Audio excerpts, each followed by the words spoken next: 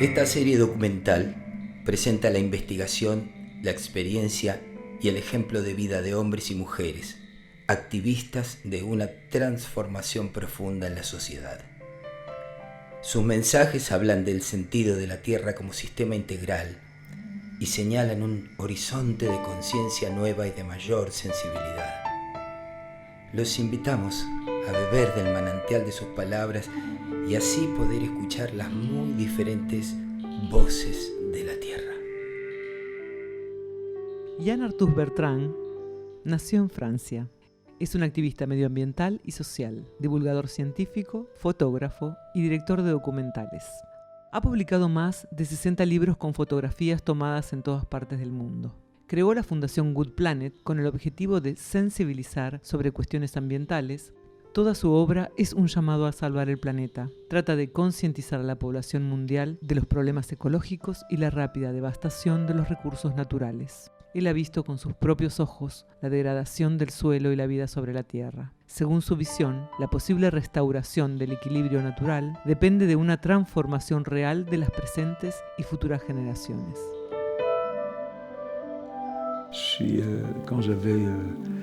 D'abord, j'ai toujours été passionné par les animaux et la nature depuis que j'ai 20 ans. Donc, depuis que 20 ans, la nature, les animaux m'intéressent énormément. Et je suis parti, je suis tombé amoureux avec une femme qui était la mère de mon meilleur ami. Donc, et j'ai vécu avec elle pendant 10 ans. Elle m'a vraiment fait ce que je suis aujourd'hui. Elle m'a fait découvrir, elle m'a donné confiance en moi. J'étais un gosse extrêmement turbulent, qui avait été renvoyé de beaucoup d'écoles. J'étais acteur de cinéma, j'ai fait beaucoup de choses.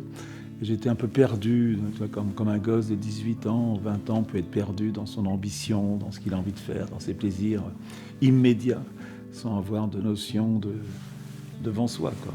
Profiter de vivre l'instant présent.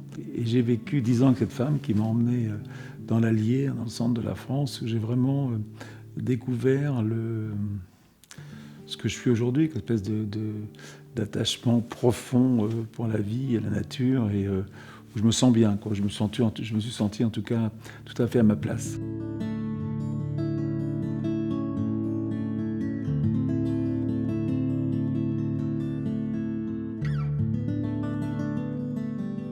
Quand j'avais 30 ans, je suis parti préparer un doctorat sur l'étude des lions au Kenya avec ma femme.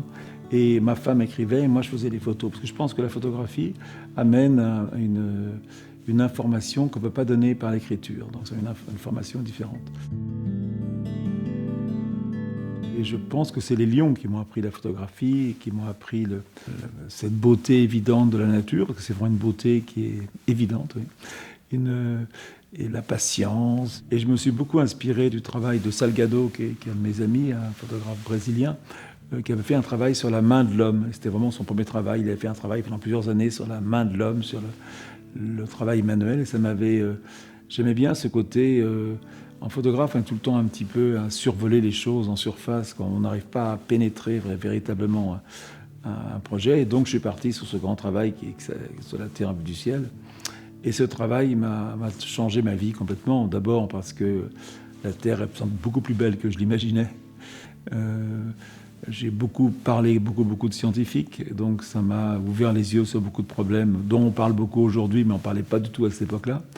Ça m'a ouvert aussi les yeux sur les gens qui s'engagent, toutes les ONG qui, dans le monde, ne se posent pas de questions, se remontent les manches et avancent. Aussi sur la pauvreté d'une grande partie de la population du monde. Tous ces agriculteurs de subsistance, ces gens qui travaillent à la main tous les jours, comme une espèce de sacrifice quotidien pour nourrir leur famille. Tout ça j'ai bien compris que le travail n'était pas un travail uniquement sur la beauté du monde, mais un travail sur la prise de conscience en état de la planète. J'ai fait aussi beaucoup de télévision. On m'a demandé de faire de la télévision, j'ai adoré faire ça. On a fait une vingtaine de prime time sur l'écologie. J'ai fait ce film Home, qui était un film très important pour moi, donc je suis en train de faire la suite là, 10 ans après. Puis j'ai fait aussi ce film Human, parce que je pensais que dans mon travail, il manquait ce côté humaniste. Voilà, donc c'est un parcours de personne, d'un photographe, d'un homme qui cherche du sens, donner du sens à sa vie. Voilà. Je suis en fin de compte très peu en contact avec les scientifiques, mais en permanence, parce que tous les jours, en permanence, je me sers des chiffres des scientifiques, sur la perte de la biodiversité qui vient de sortir, sur la fonte des glaces, quoi. On est en permanence abreuvé de data, et dans mon travail, les chiffres sont très importants. Aujourd'hui, je suis quand même un écolo complètement perdu. Aujourd'hui, on est dans un monde... Moi, j'ai fait venir Al Gore à Paris en 2004 ou 2003, je ne me souviens plus très bien. Et je me souviens très bien d'avoir regardé son film et je me suis dit que c'était évident qu'on allait tous changer dans la façon de vivre, quoi, que la façon de vivre, qui est basée sur les énergies fossiles, on allait changer de système. Et bien, en fin de compte, on n'a rien changé du tout, parce qu'on est incapable de changer quelque chose. Parce que tous les espoirs qu'on a fondés sur changer le système, ça ne peut pas marcher, parce qu'on ne peut pas changer le système, parce qu'on n'a rien d'autre à proposer. De la religion de la croissance, cette espèce de religion où on toujours avoir plus, est incapable à arrêter. Et en même temps, quand on était 2 milliards, quand je suis né, aujourd'hui on est 7 milliards 700 millions. Dans ma vie d'homme, j'ai vu la population du monde tripler. Et en même temps, on est tous beaucoup plus riches. Aujourd'hui, avant, il y avait une personne sur 3 qui avait faim. Aujourd'hui, c'est une personne sur 3. Donc on vit dans un monde meilleur pour l'homme. C'est-à-dire, on vit plus vieux, il y a moins de mortalité infantile, il y a plus d'éducation, le droit des femmes, la démocratie. Et beaucoup de choses vont mieux, même si on passe notre temps à râler. Voilà, mais en même temps, il y a un prix à payer, c'est qu'on est en train de détruire la vie sur Terre. Et ce qui est inouï, qui est même invraisemblable, c'est tout ce que il y a une espèce de manque de courage, de nous tous, de changer ce système, de remettre en question notre système. Et c'est impossible à faire parce que c'est inscrit dans nos gènes, quoi. Cette espèce d'envie d'avoir plus, la peur de perdre son emploi, la peur de perdre des électeurs. Même moi, quand je fais des livres, je suis ravi que mon livre soit vendu à 4 millions d'exemplaires. C'est pas forcément bon pour l'environnement. Tu vois. Il y a toute une espèce de contradiction. On vit dans une espèce de contradiction permanente depuis des années. On sait que l'avion n'est pas bon, mais on continue à prendre l'avion. Bon, on sait que la viande, c'est pas bon, mais on continue à manger de la viande. On sait que c'est que la surpêche, mais on continue à manger du poisson. Voilà. Donc tout ça fait qu'on est... on s'est habitué à cette banalité du mal, si tu veux. On sait que c'est pas bon, mais on continue quand même. Et la spiritualité, justement, elle est là. Est-ce qu'on va essayer parce qu'il n'y a pas de lobby qui nous oblige à mettre du pétrole dans nos bagnoles. C'est pas la faute des politiques, c'est ma faute à moi, quoi. Donc, je ne sais pas si c'est la définition de la spiritualité, mais en tout cas, cette prise de conscience, elle est très personnelle, en fin de compte. Et c'est là où la petite Greta est formidable, parce qu'elle, justement, elle est très radicale, et elle dit d'une façon très simple ce qu'on sait tous. Et elle a le courage de le faire. Voilà, peut-être parce qu'elle est exceptionnelle. Voilà. Mais c'est difficile, tout ça. C'est difficile parce qu'on va dans un monde où on croit de moins en moins à l'espoir, quoi. Voilà, donc, en tout cas, moi, je sais qu'on va vers un monde difficile et compliqué. Le changement climatique est vraiment parti. Aujourd'hui, j'ai écouté l'autre jour, en parlant des scientifiques, que le Groenland fond 6 fois plus vite que dans les années 80. C'est fou, quoi. Que dans l'atmosphère, il y a autant de CO2 qu'il y a 3 millions d'années à l'époque où il y avait des arbres en Antarctique. Donc, t'imagines où on est parti, quoi. Et c'est parti. Et on dépense des énergies fossiles tous les jours de plus en plus. Voilà. Je ne sais pas si le mot spiritualité est le bon mot, parce que c'est un mot compliqué, on ne sait pas très bien ce que ça veut dire. Spirituel, c'est quelque chose un peu qui nous dépasse, qui est au-dessus de nous. J'utilise beaucoup ce mot spirituel, mais en t'écoutant, je me dis que c'est une révolution spirituelle. Ça veut dire quoi? Que moi, je ne crois pas en Dieu, je ne crois pas aux forces, je ne crois pas au chamanisme. Ou du moins... mais il y a une très bonne série en ce moment sur Netflix qui s'appelle Our Planet, qui est très bien foutue, c'est vraiment magnifique. Et il parle beaucoup de cette harmonie entre toutes les espèces entre elles, qui sont liées par la survie de ces espèces dépend les unes des autres. Et nous, on s'est un peu dégagé de ça, quoi, notre intelligence, Parce que l'homme est habité par l'empathie, la compassion, c'est des valeurs qu'on a en nous. Donc on travaille ensemble, on s'aide, on a cette qualité-là. Et c'est pour ça qu'on a colonisé la Terre complètement, quoi. Sans parler de spiritualité, parce que je pense que c'est pas un mot dans lequel je me sens à l'aise avec ça, mais je pense que ces valeurs essentielles, il y a des valeurs essentielles qui... D'abord, je pense que d'être un écolo, c'est bien sûr d'aimer la nature, les animaux, mais c'est aussi d'aimer les gens, quoi. Et ça, c'est une chose que l'écologie politique n'a pas bien compris. Et que tu ne peux pas faire avancer les choses si on n'est pas... c'est pas la beauté qui sauvera le monde, mais c'est l'amour qui sauvera le monde. Là, quand je parle de l'amour, c'est peut-être d'avoir Le pape, il dit un truc très bien, il dit la conscience amoureuse du monde, avoir cette conscience amoureuse du monde. Et ces valeurs qui sont des valeurs chrétiennes, si on veut, mais c'est des valeurs que toutes les grandes religions, qui sont la compassion, l'empathie, l'éthique, la morale, tu vois, cette espèce de... C'est des valeurs qu'on ne travaille pas assez en famille et pas assez au quotidien. L'honnêteté en politique, l'honnêteté vis-à-vis des gens qui t'entourent, d'être quelqu'un d'entier, d'être quelqu'un de droit. Et c'est peut-être des valeurs qu'on ne met pas assez en avant, quoi, dans ce monde très matérialiste. Alors, je sais pas où est la spiritualité là-dedans, mais c'est du bon sens en fin de compte. Tu vois, c'est simplement du bon sens. Et on est en train d'aller vers un monde compliqué et difficile. On n'arrête pas, on a comme s'il y en avait... on ne savait plus où était le bouton arrêt, quoi. On n'arrive plus à arrêter la machine. Et quand tu vas dans des pays comme la Chine, ou des pays en voie de développement, qui sont, eux, dans une espèce de course, une frénésie de construire, de vendre, d'acheter, de jeter, qui est incroyable. Donc c'est une espèce de... On est un peu comme des espèces de fourmis, quoi. On ne s'arrête pas, on ne peut pas arrêter l'action de l'homme. On est dans un espèce de truc qui ne s'arrête pas, quoi. Moi, j'ai compris depuis quelques années que c'est pas les hommes politiques. Je trouve on manque vraiment d'hommes politiques courageux. Et je vais t'en donner un exemple très simple. La COP 21, qui a été le truc qu'on a surmédiatisé. On est tellement, de toute façon, à la recherche d'espoir que dès qu'il y en a un petit peu, on le met en avant.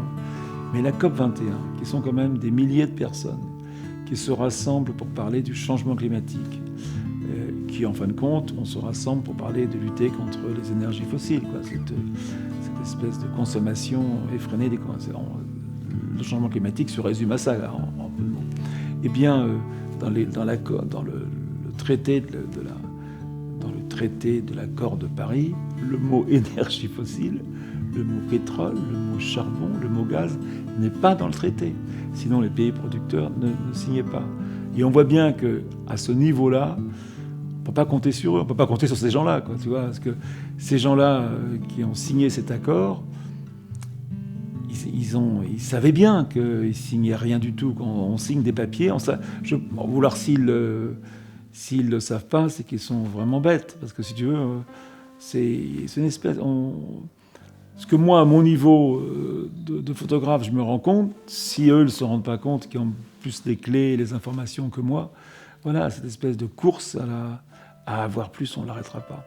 Et le Graal de tous hommes politiques aujourd'hui, c'est l'emploi, c'est le point de croissance. Et le point de croissance n'est pas bon pour l'environnement.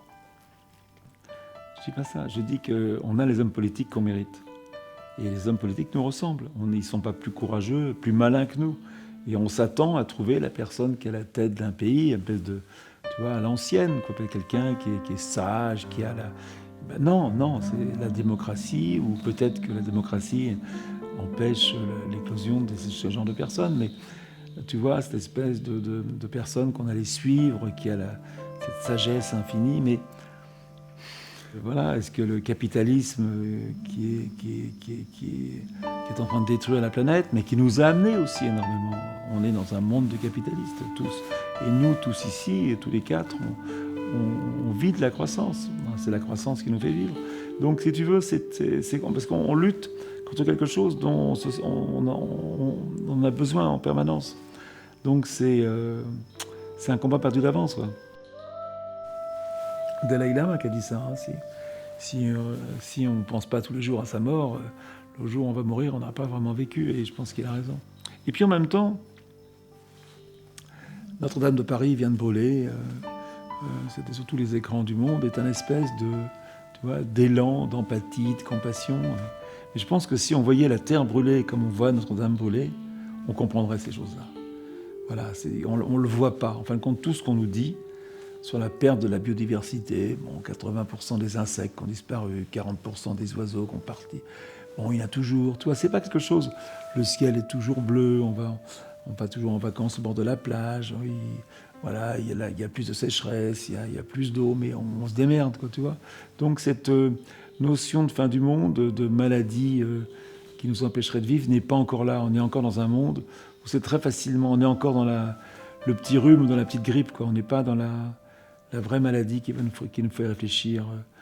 Tu vois, c'est comme le gars qui attrape un cancer du poumon après avoir fumé toute sa vie. Le jour où il a le cancer du poumon, c'est facile pour lui d'arrêter parce qu'ils n'arrêtent pas tous. Mais lui, ils ont compris, voilà. Et aujourd'hui, on n'est pas encore, on est encore trop, on ne voit pas véritablement le dégât que nous causons. Quand on te dit 1 million d'espèces vont disparaître, bon, d'accord, mais elles sont où ces espèces voilà, tu vois, c'est pas, ça te touche pas, quoi. Tu es pas encore dans le concret.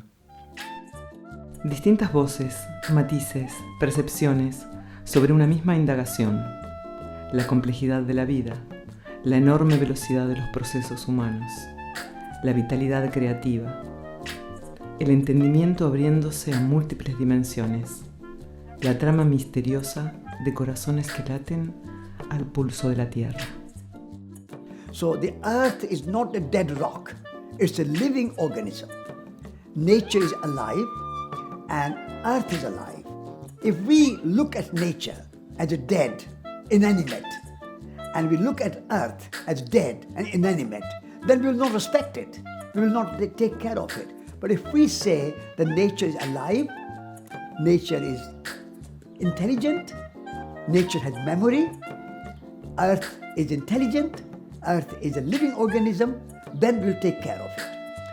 Toutes les initiatives sont intéressantes, ça sera une espèce d'amortisseur à ce qui va arriver, je veux dire, mais je trouve que les initiatives sont quand même extrêmement... nous, on est en plein dans une initiative ici, on essaye, on a créé une fondation où on reçoit des milliers de personnes tous les week-ends, où on parle aussi bien des abeilles qu'on va parler des réfugiés. Donc tu vois, on est vraiment...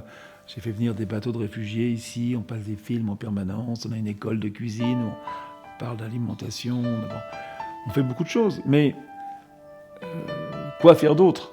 Voilà, on ne peut pas faire autrement que d'essayer.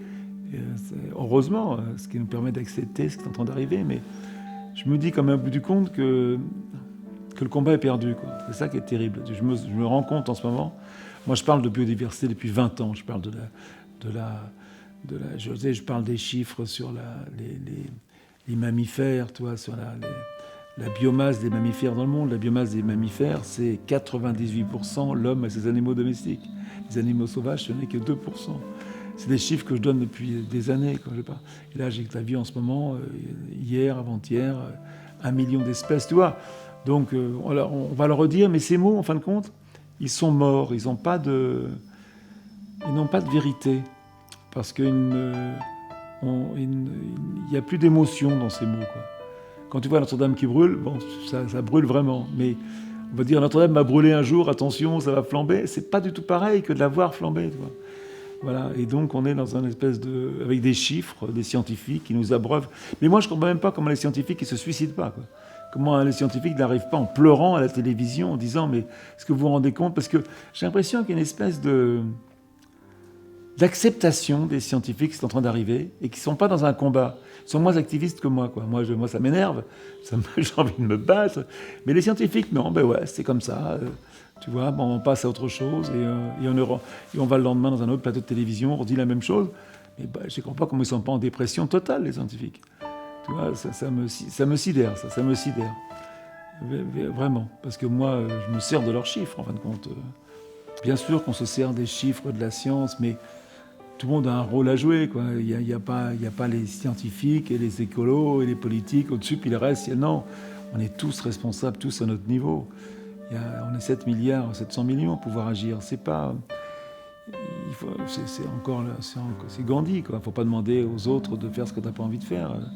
Arrêtez. Moi, j'ai honte dans les écoles. J'ai honte de parler aux enfants de la 6e extinction. Je veux dire, que nous, notre génération, a produit, quoi. C'est pas aux enfants de changer, c'est à toi tout de suite. Il ne faut pas demander aux enfants de faire ce qu'on n'a pas envie de faire. Et on est dans un espèce de... Là, j'arrive de Rome. Je voyais les aéroports, mais ça dit les aéroports, de centres commerciaux, tu vois, où tu peux acheter, voilà, il y a 7% d'augmentation chaque année du transport aérien. C'est génial de voyager, c'est génial d'aller à Tahiti en 20 heures de vol, alors que mon grand-père ou mon arrière-grand-père, il faisait ça en 4 mois ou plus, et encore, il n'était pas sûr d'arriver vivant. Non, mais c'est, voilà, cette intelligence, des scientifiques, des inventeurs, a fait un monde incroyable. Mais en même temps, on est dans un monde...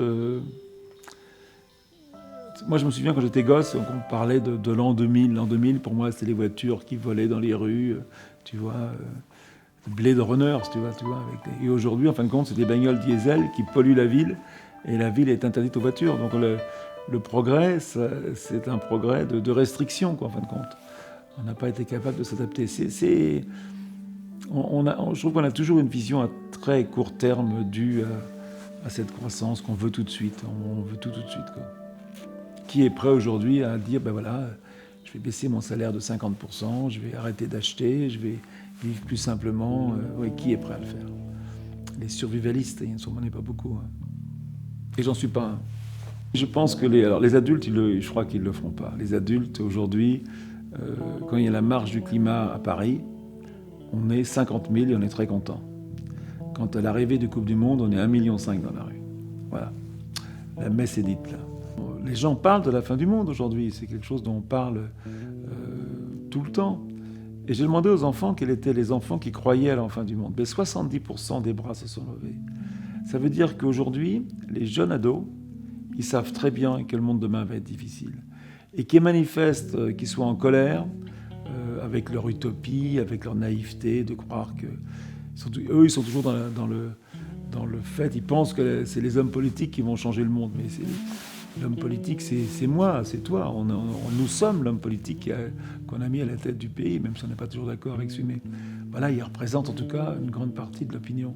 Et je me dis peut-être que c'est peut-être là que si vraiment demain on avait dans le monde 300 à 400 millions de jeunes qui manifestent, mais vraiment, quoi, peut-être qu'on se rendrait compte de quelque chose. Parce que ça nous obligerait, parce que je pense que la voix de nos enfants... peut peut-être nous faire plus changer. Je pense que la voix de tes enfants que tu aimes, peut-être peuvent te faire prendre conscience. Voilà. Non, mais c'est quand tu es un adulte et que tu as un travail et que tous ces jeunes qui manifestent, en fin de compte, ils vivent de la croissance. Leurs études sont payées par la croissance, leurs parents vivent de la croissance. Voilà, eux aussi sont en contradiction totale avec la vie d'aujourd'hui. Mais en même temps, peut-être qu'eux peuvent faire changer les choses, peut-être qu'ils peuvent refuser cette croix. Je regardais hier une manifestation pour pas qu'on ferme les ports, les centres de livraison du charbon. Les ports très importants et les centrales au charbon. Les gens manifestent pour pas qu'on ferme les centrales à charbon. Alors qu'on sait que les centrales à charbon, c'est ce qu'il y a de pire pour l'environnement. Voilà. Mais même pire que ça, cette contradiction, elle est évidente dans quelque chose qui pour moi est très fort. C'est la banalité du mal, le mal qui nous entoure en permanence, dans lequel on est habitué. C'est la banalité des abattoirs, par exemple. Les abattoirs, c'est quelque chose que personne ne veut voir, personne ne veut aller. C'est l'horreur. Pour moi, moi je suis devenu végétarien, mais je ne supporte plus cette douleur animale qu'on ne veut pas voir. Ce qui est terrible, c'est pas qu'elle existe, c'est elle n'existe pas. C'est-à-dire, elle est cachée derrière des murs. On peut pas faire des films on peut pas tourner, voilà. Cette banalité du mal qui nous entoure. L'autre jour, j'étais aux Nations Unies. Je discutais avec notre ambassadeur qui avait une réunion pour parler du Yémen. Le Yémen, où il y a, 20 000 civils qui sont morts. Bon. Conseil de sécurité, voilà. Mais qui vend des armes en Arabie Saoudite? Qui? La France. Donc la France, on n'est pas tout seul à le faire, mais c'est pas une excuse.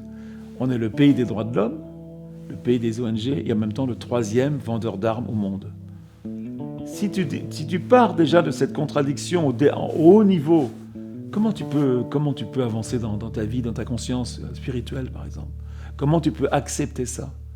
Comment tu peux accepter d'être un ouvrier qui fabrique des mines ou des missiles et puis qui rentre le soir avec ses enfants? Voilà. Comment tu peux l'accepter, ça? Voilà cette espèce de... Et ça, c'est la banalité du mal. Il y a un moment où on n'arrive pas à être plus fort que le système. Et je pense que les grands hommes sont les gens, justement, qui ont désobéi, parce qu'en fin de c'est désobéir, ça, c'est refuser, là. Et je pense que les Mandela, les Gandhi, ces gens qu'on admire, sont des gens qui ont désobéi. Voilà. Qui ont désobéi au système. D'abord, alors je fais en ce moment un film qui s'appelle Legacy, qui est justement la suite du film Home, parce que Home était plein d'espoir, était plein de... C'est en 2008, on pense qu'on va changer le monde. Et en fin de compte, voilà, on s'aperçoit qu'aujourd'hui, l'espoir n'est plus là. En tout cas, moi, de mon côté, je pense que l'espoir a changé d'emplacement, dirais-je. Et que peut-être qu'on va retrouver dans ce monde compliqué, difficile, une fraternité, une façon de vivre, une espèce de reconnaissance de nos erreurs qui nous fera avancer peut-être beaucoup plus vite dans un meilleur sens. Voilà, il faut espérer ça. Voilà, je pense que peut-être qu'on va prendre à bras-le-corps les problèmes. Et on peut vraiment, dans notre façon de nous nourrir, faire un effort pour la planète, du coup pour la vie sur Terre. On peut aussi bien parler du changement climatique que des pesticides, que du circuit court, que de biologique. Vraiment, c'est le changement climatique. C'est important pour moi d'essayer de faire quelque chose. L'État sera de moins en moins capable. Rien que sur le basique, sur le plus basique, sur les pesticides. C'est évident que le bon sens, que les pesticides, c'est bon pour personne. C'est pas bon pour toi, c'est pas bon pour ta santé, mais c'est pas bon aussi pour ce qui nous entoure, on le sait, ça. Mais il y a quand même une espèce d'inertie, Pour l'amiante, il a fallu 25 ans avant qu'on l'interdit. Peut-être que pour les pesticides, il faudra 25 ans. Et là, je lisais un truc dans Le Monde d'hier, que les scientifiques ont démontré que les pesticides sûrement allaient agir sur plusieurs générations, sur nos enfants, nos petits-enfants, voilà, qu'à travers nos gènes, on allait les retrouver. Bon, ça fout un peu les jetons, quand même, tu vois. Mais comme on est... il y a un lobby, il y a des... C'est drôle comme l'homme qui est si créatif, qui est si inventif, n'arrive pas à... Alors, on n'a pas trouvé. Peut-être qu'on ne peut pas trouver, peut-être qu'il n'y a pas de système. Hein, peut-être que... Je pense que le manque de... C'est une des principaux défauts de nos hommes politiques, c'est un manque de courage. Et il y a tellement de cynisme, de scepticisme, tu vois. Il y a beaucoup de cynisme là-dedans. Je suis étonné de la méchanceté ambiante qu'il y a dans le monde politique. Aussi bien c'est les journalistes, les médias, que chez les hommes politiques eux-mêmes. Une espèce de quelque chose qui n'est pas bon. Quand on parle de la banalité du mal, elle est là. Les trahisons, je pense qu'un homme politique qui a été condamné ne devrait plus jamais faire de politique. C'est un homme politique qui devrait être la personne la plus droite, la plus propre, la plus honnête, puisqu'il prend les voix des petites gens. Mais peut-être qu'on n'a pas envie de ça. Hein. On n'a pas envie de ça. Peut-être qu'on a envie d'autre chose. La green technology. Je refuse beaucoup de conférences. Moi, j'y crois pas du tout. Non. Je pense qu'on ne va pas remplacer les 95 millions de barils de pétrole par des panneaux qu'on consomme tous les jours, par des panneaux solaires, des éoliennes. Voilà, j'y crois pas une seconde. Ça, malheureusement, non. Ou de la biomasse. Mais là, ils sont en train d'essayer aujourd'hui de transformer les usines à charbon pour la biomasse. Donc de faire venir du bois de je sais pas où. Tu vois, c'est fou, quoi. J'ai vu l'autre jour qu'il y avait une usine de biomasse où on faisait venir du bois. Mais attends, de quel pays? J'ai entendu ça, je me dis, mais c'est pas possible, quoi. On fait venir du pétrole, on fait venir du bois, quoi. Je sais pas. Je sais pas du tout. Non, c'est comment physiquement la Terre va changer, quoi. Je sais pas. Ça, c'est rien. algunos seres humanos comienzan a sentir la necesidad biológica de estar en armonía con los demás seres vivos y de ayudar a que la inteligencia de la Tierra emerja en cada vez más individuos, de modo que juntos podamos percibir el maravilloso diseño que somos en un todo y parte de la Tierra y del universo.